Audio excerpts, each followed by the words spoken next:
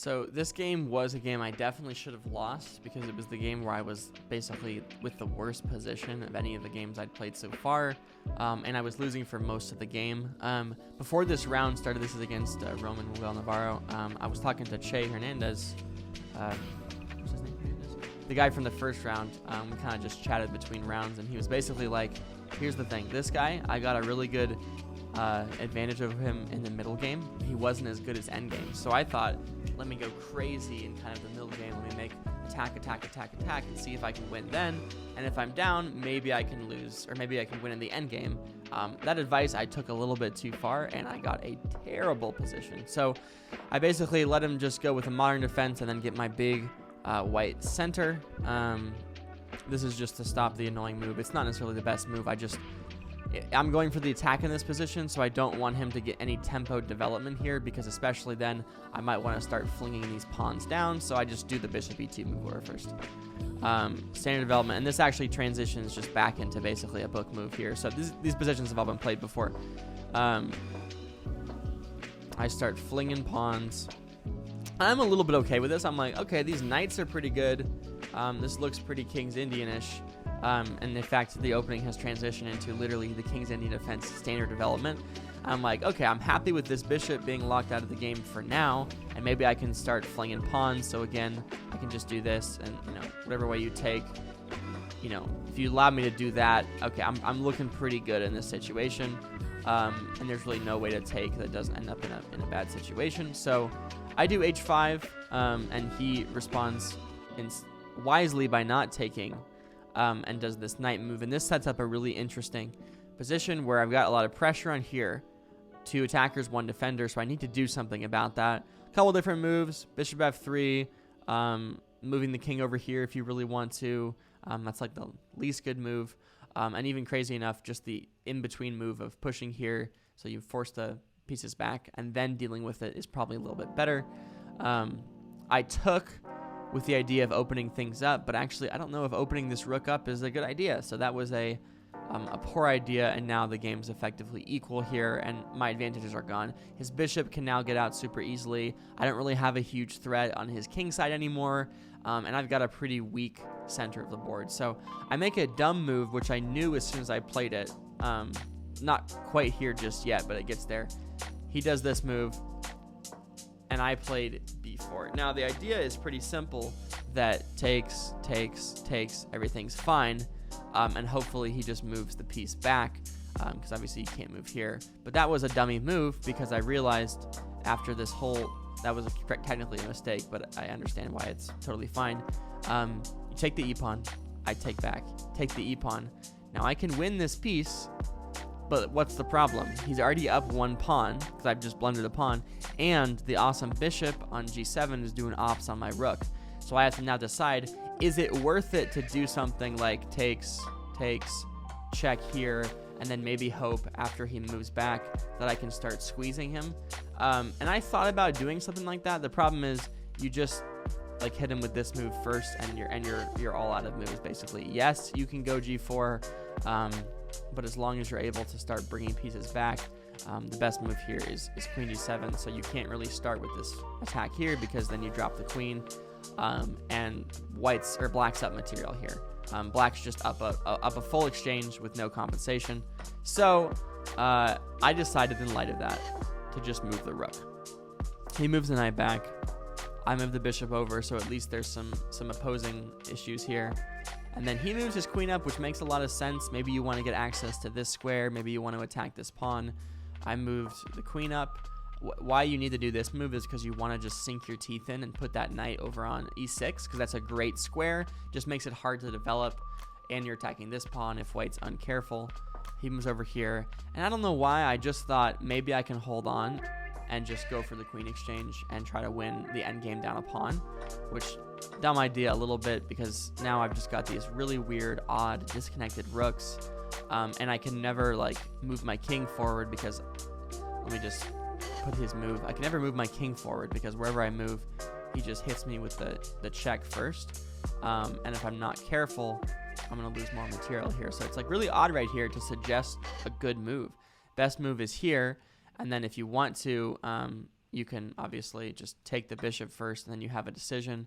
Which piece am I going to take? If you take this, you just vacate the knight back. Now my rooks maybe are a little better, but black's still have material here, so nothing to write home about. I did knight d4, just with the idea of basically sinking my teeth in, finally on e6, but a minute too late, and he gets to do the e5 pawn push.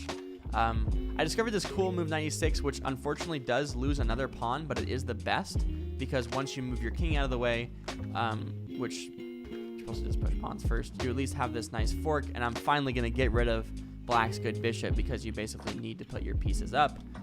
And I decided to just keep the bishop. Now I have this great pin on the knight, and now I can start moving forward, because I'm no longer worried about pushing my king up and having to check. I decided, let's get rid of the pieces. He forces my hand, takes, and then I start doing pawn pushes. And the reason behind this move is basically just anything I can do to start getting some action would be nice. Now, this barely works because you can't take the pawn just yet, so king f7 happens, and then you're supposed to do bishop takes f6, takes, and then maybe you get some action here if you're absolutely perfect. You're supposed to do rook a3, pawns get defended, but at least I've got these two advanced pawns, and I'm gonna lose the game probably, but at least I'm gonna lose the game with some interesting possibilities.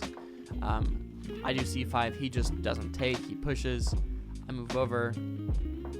Now that he's got the king out of the pin, I can't really allow his knight to get these checks in, so I take, then I play a3, then he pushes a6. Then I push over here in an interesting kind of clearing sacrifice that basically just says, if you do this, you're not going to protect this pawn, and now I've got these two passers. You've got a lot of dangerous pawns over on the king side, but I just thought to myself, maybe my rook can help me survive the onslaught over here, because if I can survive this, especially if rooks get traded off the board, I'm feeling really good about these two pawns just advancing up the board. So that was my strategy, at least.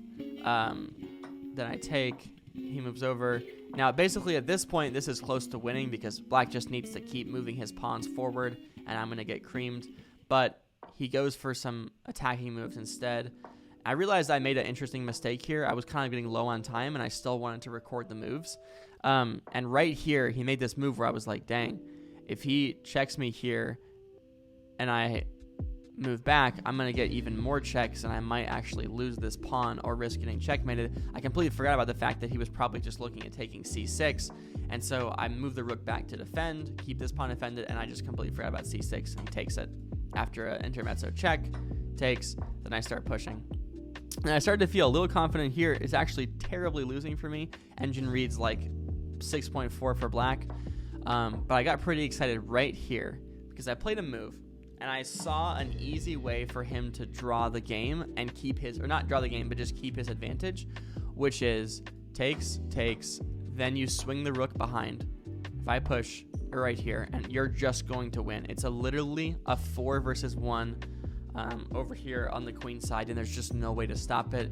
And if I ever move my rook from the b file, I'm going to lose the pawn. So even if I try to do for something like this, well, it's just not.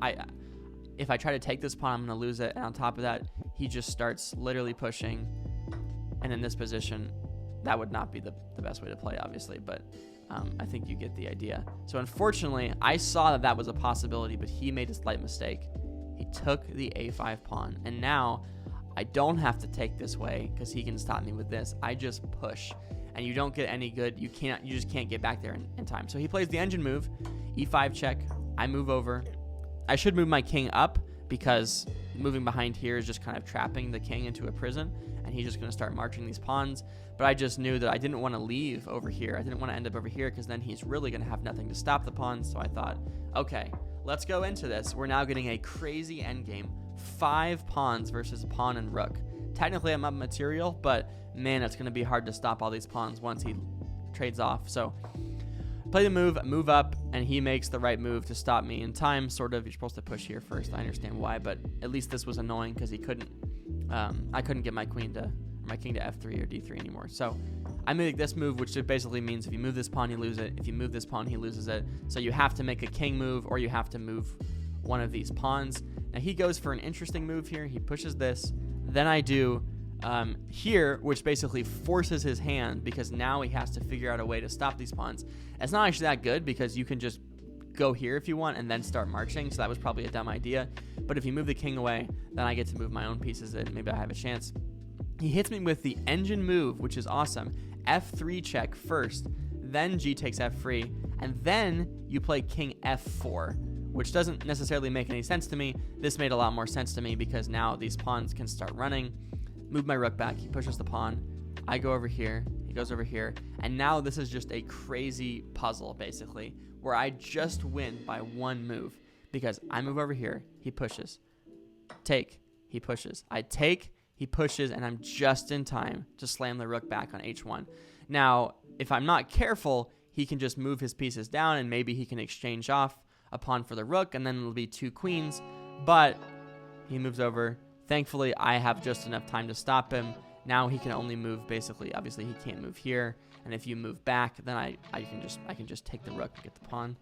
Then I push forward, and then it's pretty much close to over. I now just keep pushing the pawn. We trade, and then you just, to really wind up the pain, you don't even move the pawn forward. You just do this, and it basically means I'm going to get to his d pawn. I promote, and then I'm going to win the game. So that was a crazy endgame, which came right to a specific moment. I know the exact spot where it was. Rook takes b5, and the game officially switched in my favor because I'm just going to be able to get his rook off the board and get the queen. So crazy game. The advice I took ended up working.